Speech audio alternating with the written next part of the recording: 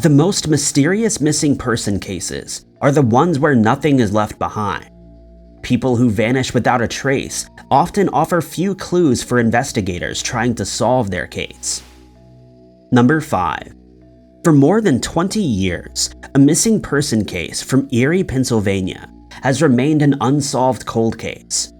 The family and friends of Sabrina Caller feared that she is no longer alive and that she met with foul play after going swimming at a local swimming hole in June of 2002. Sabrina was 20 years old that summer. She had recently graduated high school and had a developmental disability that meant she was very trusting of others, even strangers. The person she left with that day should have been someone she trusted, though. David Hecht was an acquaintance of Sabrina's and a close friend of her live-in boyfriend, Chris Lee. On the morning of June 24th, Chris left the house that he shared with Sabrina and her mother. He was going to donate plasma so he could get the money to take Sabrina to the cinema to watch the newly released Lilo and Stitch movie that afternoon. By the time he came back, though, Sabrina was gone, leaving behind a note to say that she had gone swimming with David. Neighbors had seen Sabrina getting into Hecht's black and red Ford Bronco, confirming the note. Sabrina and David had gone to a swimming hole at Eagly Park. They were there for a short while before David was confronted by his ex-girlfriend, and between 10 and 15 people she had brought with her. The day before, David had gotten into an argument with the woman and allegedly tried to force her out of the house that they were in, then driving towards her and her friends in a truck. Sabrina and David went to a nearby ice cream stall and called the police. They were later escorted back to the swimming hole, and David returned some clothes to his ex-girlfriend, and the situation apparently diffused. According to David, not long after that, he and Sabrina returned to Erie. He had dropped her off at the West Erie Plaza and had given her the money to watch the movie she wanted to see, and something to get home with. This was the last time that he saw her. Since then, there's been no trace of Sabrina. When she didn't return home, her family contacted police. Police didn't believe David's story, though. He was later arrested for breaking parole for a previous offense and was questioned, but told police that he had no idea where Sabrina was. He suggested the blame for this mysterious missing person case lay with either Chris or his ex-girlfriend. He refused to take a lie detector test. No evidence was found to definitively prove David had any involvement in Sabrina's disappearance. Despite numerous searches of the land and waterways, no trace of Sabrina has ever been found. Sabrina was 5 foot 2 inches tall and weighed 130 pounds when she vanished. She was wearing a 2-piece bathing suit with a pink top and blue shorts, and blue and white running shoes. Erie police should be contacted if anybody has any information that could help solve this case. Number 4. The unexplained disappearance of Haidar Abu Chakra is one of the strangest missing person cases from Connecticut. He vanished in December of 2011, leaving behind a wife and 6 children, including a set of 1-year-old quadruplets. Haidar, who went by the name of Harry, was last seen at the car dealership that he owned in Manchester on December 7, 2011. It would be an understatement to say Harry had not had a good year up until that point. He and his father had fallen into legal troubles, and authorities believed that they were connected to money laundering, fraud, and smuggling. Harry was in heavy debt, including to tax collectors, and his car dealership had folded that summer. He was making money by renting out the garage space to mechanics. At the time of his disappearance, he was out on $760,000 bail. His father had already fled the country due to the fraud charges and was living in Jordan. When Harry disappeared, authorities assumed that it was to get out of his financial and legal troubles. But there was more to his story than a simple missing person case. The evening Harry vanished, he had gotten into a dispute with some of the mechanics he was renting the garage to. They hadn't paid rent, and he wanted to resolve the issue. At one point, they allegedly created a lease and forged Harry's signature. Harry called his brother to come to the garage and said the mechanics were scaring him, but later called him back and said that he didn't need to come. Just before 8:30, he called his wife to say that he had been in a business meeting and would be back in half an hour to take her to the movies. Harry would never return home. The next day, his Mercedes was found at the dealership, but there was no sign of Harry. A search of the premises took place, but nothing would be found that would give investigators any clues as to what had happened. After the searches, the same mechanics Harry had been arguing with claimed to have found the key to Harry's car in the garage. It's not clear what the mechanics said about their argument with Harry the day before, but they claimed to know nothing about his disappearance. They refused to take polygraph tests as well.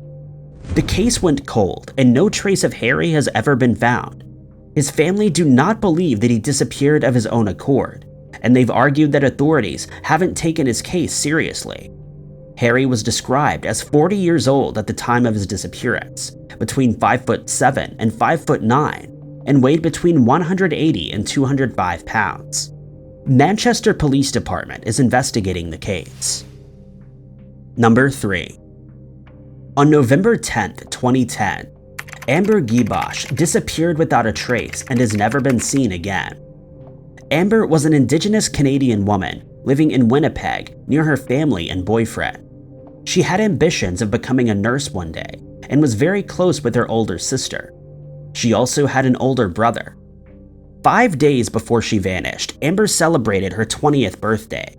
She had gotten into mischief as a teenager, according to police, but her siblings believed she had matured a lot since reaching adulthood.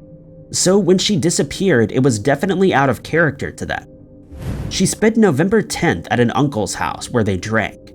According to some sources, she became intoxicated and left his home at about 11:45 p.m. with the intention of getting a cab to her boyfriend's home, but she would never arrive.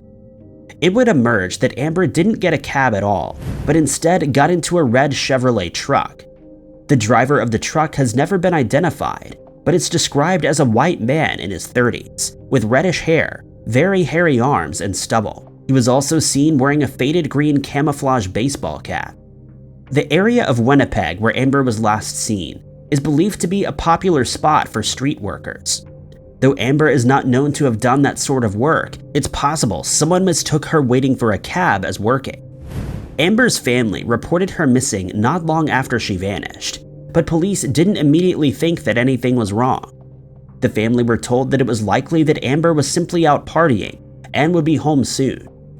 As she had run away as a teenager, they thought she lived a high-risk lifestyle. Amber's family disputed both of these things. She wouldn't be home soon, and no trace of her was ever found. It took some years, but eventually police began to appeal for information.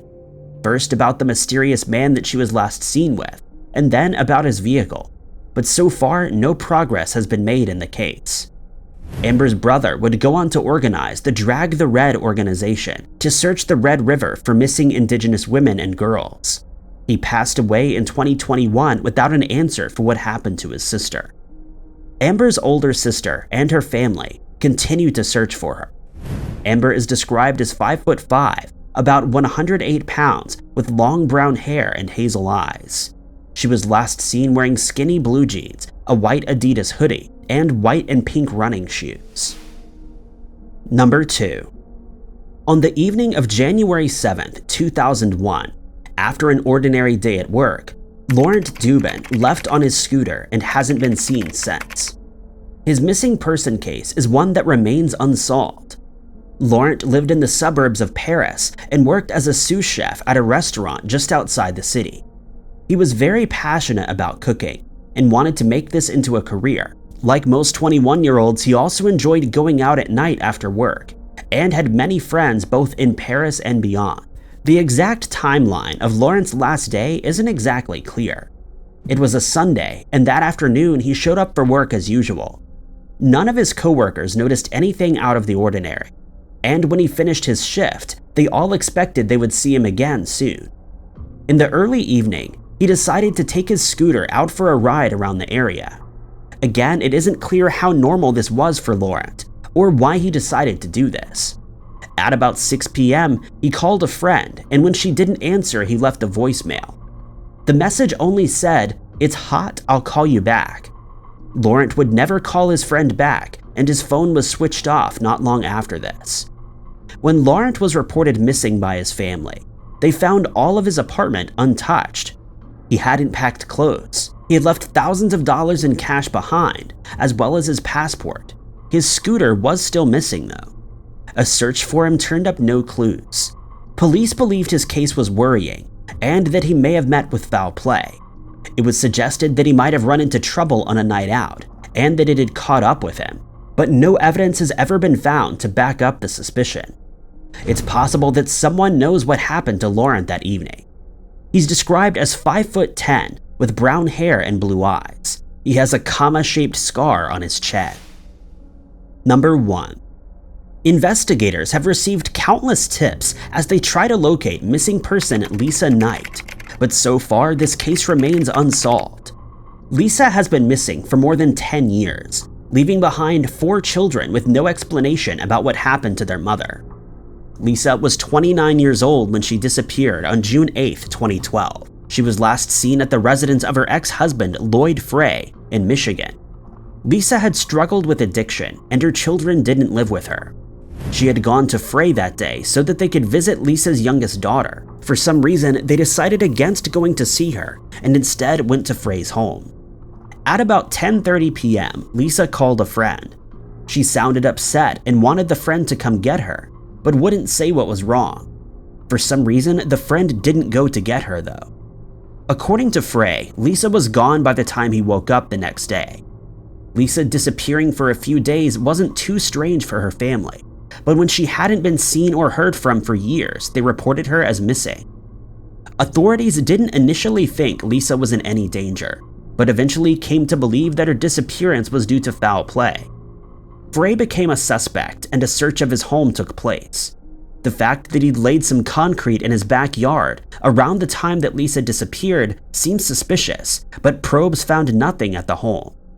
Over the years, tips have come in from the community and other countries, but none have led to anything that has brought investigators closer to finding Lisa. It was as if she vanished into thin air. Still, investigators believe someone in the community knows what happened to Lisa, and they hope the truth will come out as time passes. Anyone with that information should contact Michigan State Police at 989-354-4101. Thank you guys so much for watching. If you liked this video, be sure to hit that like button. Also, don't forget to subscribe and click that notification bell to keep up to date with all of our future uploads. But my name is Ty Knotts, and I'll catch you guys in the next video.